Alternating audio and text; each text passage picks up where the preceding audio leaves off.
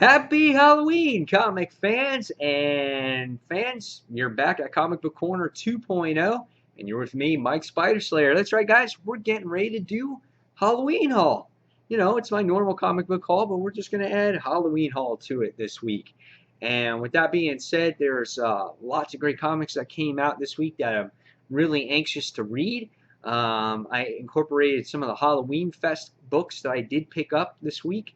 And yeah, so it was a great week for a haul video. So uh, let's get started, shall we? Let's jump right into it. All right, here's your bag, like usual. And I can get it out. All right. So, what did Mike Spider Slayer get this week? Well, from Comic Fest, my son picked out Johnny Boo and Harold Trick or Treaters. That's right. Just a little book here, you know, small size, but perfect for kids, you know, freebie. Can't complain about stuff like that. So my son picked that out for himself. I thought that was pretty cool. The next book I got from Halloween Comic Fest, again for my son, was Sonic the Last World. He really wanted this book. He picked it out himself. He couldn't wait to read it. You know, I got this one on Saturday, so we started reading it a little bit because he couldn't wait to read it. So interesting stuff here. This is, you know, from what I've read so far, it's pretty cool. It's based off of a video game. It's pretty cool to the video game that's coming out here. So not bad. Next, from Halloween Comic Fest, I got Batman: The Long Halloween. This is a preview, obviously, to the soft cover that's out right now. This gives you, it's basically like a preview of it, and then I have a coupon for the back for $10 off to buy the actual cover. So, yeah, pretty cool. So that was from Halloween Fest also. Now with Halloween Fest 2, they also had like random comics that they were giving away for free, and they were giving this issue away for free. This was the Flash issue number 9. So they were giving that away. I wasn't collecting the series at this time, so I'm like, why not? I'll pick it up. What the heck? So I got that. And then there was Uncanny X-Men issue number 500. They were giving away that for free too. You know, I don't know if I'll read it, but it's definitely got a cool cover when you open up the cover right here. You know, it's kind of iconic issue here because it is issue 500. This is still the original numbering from X-Men, from the Uncanny X-Men. So I thought this was an interesting issue to get, especially for free. Now, I got all those issues for free because I spent $5. When you spent $5, you got 5 free comics. What was the book that I wound up getting for $5? I got this right here, The Amazing Spider-Man, issue number 172. This is the first appearance of the Rocket Racer. So, never seen this villain before until this particular issue. This is a pretty good conditioned issue. It's not horrible. And then there's this mystery character that's here, and this guy in this issue is Molten Man. So it's one of the earlier appearances of Molten Man. It's not his first. His first was like in issue 140 something, but here it takes place. It's one of the earlier, is 172. So this will go into the Amazing Spider-Man collection. So I was totally excited about that. Really liked it. So now we jump into this week's comics, this week's books, and there's some good things I'm looking forward to reading here. Lots of new stuff, lots of stuff that's going on. So first off, we're going to start with Marvel and its Ultimate Comics Cataclysm .1 issue. This is supposedly, I don't know if it's the end of the Ultimate Universe or whatever's going to happen here, but I'm looking forward to reading it. I'm probably going to review this on Dark Avenger Inc.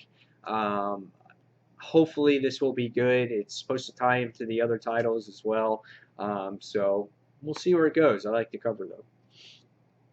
Next, from DC Comics, we have another Forever Evil tie-in, and that is Argus issue number 1 right here.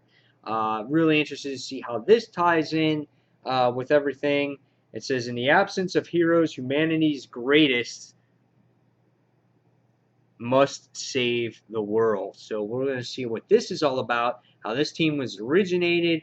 Is there other characters involved in here? Do we learn about more villains? Like, I'm really intrigued by this whole story or plot line and see where this goes. So that's Argus, issue number 1 of 6.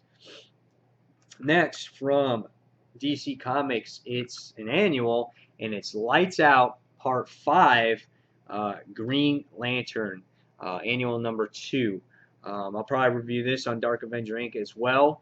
I've been covering most of the Lights Out stuff. I just recently did a Part 4 on there if you wanted to check that out. But this is going to be like it's a double-sized story, so interested to see how this whole thing wraps out. What are the consequences? Who's friends? Who's foes? Who's going to get along? Is Guy going to stay a red? Lots of questions here, and I want answers. So hopefully this will be a good ending, and this wraps up real nicely. Next, from Marvel, we have an Infinity tie-in, and that is Guardians of the Galaxy issue number 8. I don't know how much this ties into the Infinity event. All as I know is it looks like Angela and everyone are starting to see like they're going to get together and work as a team maybe for the first time. I don't know what the Infinity threat is here, like I said, but I want the plot line for this actual title to move forward now. Interesting cover here, all this violet-like color, and then it's turquoise in the background. Pretty interesting. Next, we have from Mark Miller and John Romita Jr. is Kick-Ass 3, issue number 4. It says Real Life Civil War. Pretty cool here. I'm interested to see what happens in this series. It looks like the group, the good guys here, are going to be fighting each other. So it's going to be like a Civil War type of thing. I don't know what to expect here. We saw a little bit of Hit Girl in the last issue. She run things in jail. So now I don't know how the group is going to get along. I know they got this one asshole group in their little superhero group that doesn't like them or is a slacker. So I wonder if he causes the rift between they call themselves like Justice Society or something like that. So can't wait to see what happens here. Next, from Marvel, review coming up real quick on this one will be the Superior Spider-Man issue number 20. Great cover here. Always love the Black Cat when she's in an issue of Spider-Man. Regardless, she's a real attractive character. I love her mystery or her mysteriousness. She's just that bad girl that you're attracted to. Really like her. Hopefully she plays a part in this issue. Cool cover here. I really wish I could get the other variant for this issue. It's a J. Scott Campbell variant with Black Cat on there. But I heard it goes for like over $100 or something like that, so there's no way I would go for that. But so looking forward to a new story arc with Superior here. Next, from Marvel, we have Scarlet Spider, issue number 23. This is the next chapter in Scarlet fighting Kane. We're going to see where this goes. Last issue was actually pretty good. They give you a little backstory of Kane and where he came from. And I said that this needs to be a good story arc because it's Kane, dude. It's Kane and it's Kraven the Hunter. And it's like when Kraven the Hunter is in the Spider book, it's got to be good. So got to up the ante a little bit. And the last issue didn't disappoint. So I hope this story continues to do well because the series is going to be ending soon. Next, we have another annual, and that's Swamp Thing, issue number 2. In this issue, I guess you're going to go learn more about the Cedar and the Swamp Thing are going to be fighting each other to see who's going to get control of the Green. So basically, that's about it. I don't know what's going to happen here. It looks pretty interesting. Swamp Thing has been pretty solid book, as well as Animal Man. So eventually, these two books are going to cross each other's paths again. Not sure when. You might say here when this is all done. Cool cover. So this is Swamp Thing Annual number 2. Next, we have the conclusion to Battle of the Atom, and this is X-Men issue number... X-Men Battle of the Atom issue number 2. The conclusion to Battle of the Atom chapter 10. The story has been phenomenal from issues 1 through 7. issue number 8 really was done wrong. The book was all over the place. Issue 9 I felt improved, but there's still so much that feels like that has to be resolved, and it's like they got to do it all in this issue. So this issue has me a little bit worried, but I am excited for it. I still think this is better than Avengers vs. X-Men. So, and probably one of the better events this year. I just hope it concludes nicely. Let's pray. Pray, please. All right.